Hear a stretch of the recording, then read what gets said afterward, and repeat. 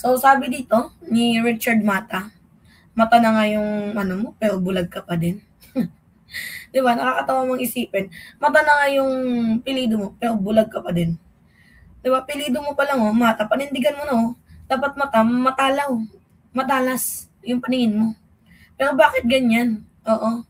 Parang bulag ka. Sabi ba naman niya dito, yung desisyon ni VP Sara na hindi tumakbo for president noong 2022, kahit obvious na siyang panalo, ay pinakamalinaw na patunay na hindi siya uhaw. Wow. Hindi daw uhaw. Sa kapangyarihan, mga minamahal. Yan, oh. Kita ninyo. Oh. Mata na nga yung pilido nyo. Oh. Yung desisyon ni VP Sara na hindi tumakbo for president noong 2022, kahit obvious na siya ang panalo, ay pinakamalinaw na patunay na hindi daw siya uhaw sa kapangyarihan. Talaga ba? Hindi ba uhaw sa kapangyarihan? Si Vice President Sara Duterte. Pwede ba ako dito kahit DDS ako? Ikaw saldi ko, ha? Mag-ingat ka saldi ko. Malapit ka na mahuli. Diba? Mga minamahal. So, you know what, mga minamahal, ito yung nakakalungkot. Kasi, may mga tao na, meron na, doktor na eh. Diba? Dapat doktor. Hindi na, dapat, as a doktor, hindi mo na kailangan magsalamin kung malinaw yung mata mo. Kung nakikita mo na yung katotohanan. So, I'm not talking about the glass. Diba? So, ang tinutukoy ko dito is, tawag dito, para siyang isang idioma. Hindi mo na kailangan magsalamin kung talagang matalas at malinaw yung mata mo.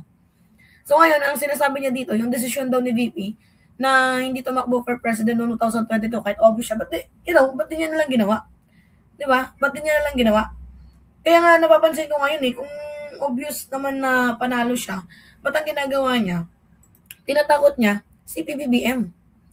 Sabi dito, pabibo si Mata. Yan na nga eh. Diba? Papataba mo na ako bago magpahuli. Ikaw talaga Zaldi. Diba? So, kahit sinasabi niya na obvious naman daw na panalo si VP Sara Duterte at hindi daw uhaw sa kapangyarihan, ano palang ginagawa ni Sara Duterte ngayon? Yung hakbang ng maisog, yung kakaralin nila doon sa ibang bansa, ano pala ibig sabihin nun? Nagigats din yung mga minamahal. Ano ibig sabihin nun? Yung pagrarally nila sa ibang bansa, paninira kay PBBM, yung mga, ano pa ba, yung parali-rally din nila dito sa bansang Pilipinas, destabilization, ano yun? Diba? Ano yun? Ibig sabihin nun. At saka, nabudol ka ba? Richard Mata? Nabudol ka ba? Ang bumudol sa'yo si Sara Duterte. Hindi si PBBM. Kung sinusuportahan mo si Sara, sino ba ang nag-introduce? Kay PBBM, walang iba kundi si Sara kasi magkatandem sila, di ba? So, ikaw yung bulag. Ngayon sisihin nyo si PBBM.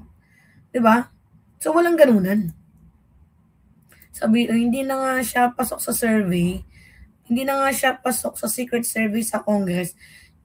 Hindi siya bet ng tao noong 2022 presidential election, mas lalo sa 2028. Totoo. Diba? Who you ba? Mga Duterte compared to Marcos. Yun ang yung problema eh. Parang masyado silang feeling high. Diba? Ano ba? Nagbabato din ba to? Sabi dito.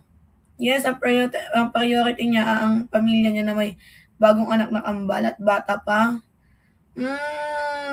Yan ba? Totoo ba yan?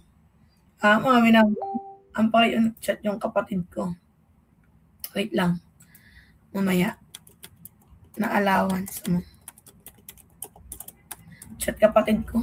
Nakakaloka. Diba mga minamahal? Di ba't di na lang siya tumakbo? Diba? At saka, hindi naman kailangan unang-una na ano yun siya ni PBBM eh. Akayin, di ba, mga minamahal? Saka alam niyo, hindi siya mananalo kapag di siya ginamit niya nga, to be honest, si PBBM. Sobrang gamit na gamit nila sa President Bongbong Marcos sa kanilang mga pansariling kapakanan. Sabi ni Aichang, hello CC. Di ba? Sayang ninakaw ko na pera, hindi ako makikinabang. Yung kapatid ko. Wait lang. Di ba mga minamahal?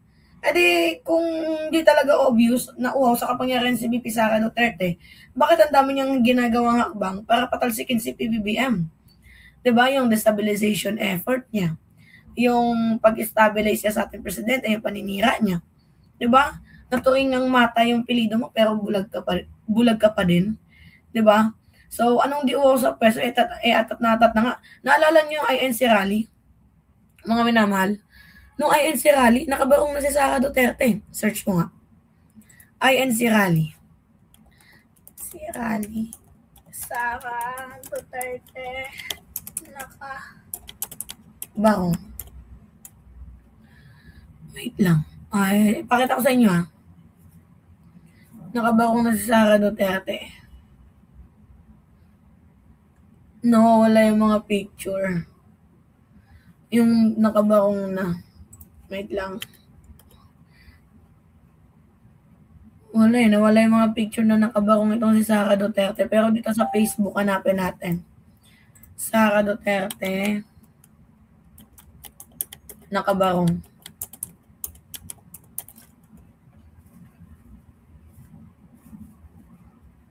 Ito na nga may mga content pala sila Boss Mike. Nakita ko mga minamahal. May mga content sila Boss Mike na nakabarong na itong si Sara Duterte. 'Di ba? Kapag impeachment na si Sara, daming kasong ikukulong habang buhay. Isusuko ko lang.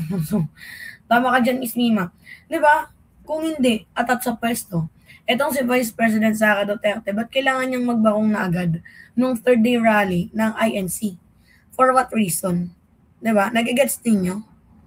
Ibig sabihin, atat na atat siya. And masyado lang tumbulag tong mga taong to. 'Di ba? Mga minamahal. Para ipagtanggol itong si Sara Duterte. You need an eye doctor, sabi na nag-comment. You need an eye doctor, kwak. Kaya nga 'di ba mata na nga yung pilido niya tapos bulag pa din. Napaka-obvious. Reflection of a principled woman.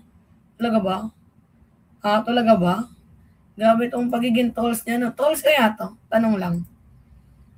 Di ba mga minamahal? Tama ka dyan, Miss Mima. Mas iba sa posisyon. Yun ang yung problema Kay, tawag dito, kay Richard Mata. Nakikita niya na nga yung problema ng bansa si Sara Duterte. Unang-una yung confidential funds, lahat-lahat nakikita niya na nga Tapos bulag pa din. Ewan ko ba, baka may alam din to kung saan nagtatago si Bato kasi mata yung pilido Nagagets ninyo mga minamahal. Di ba? Alam ng Diyos na masama nga rin. 'Di ba? Kaya di niya pinahintulutang mangyari. Kasi maulit muli yung ginawa ng pamilyang Duterte. Kamusta ka na, Mima? Are you okay? Yeah, I'm okay na ngayon mga minamahal at salamat sa mga grupo natin na walang sawang sumusuporta at patuloy tayong patuloy tayong tinitingnan bawat minuto. 'Di ba kung tayo ay okay or hindi.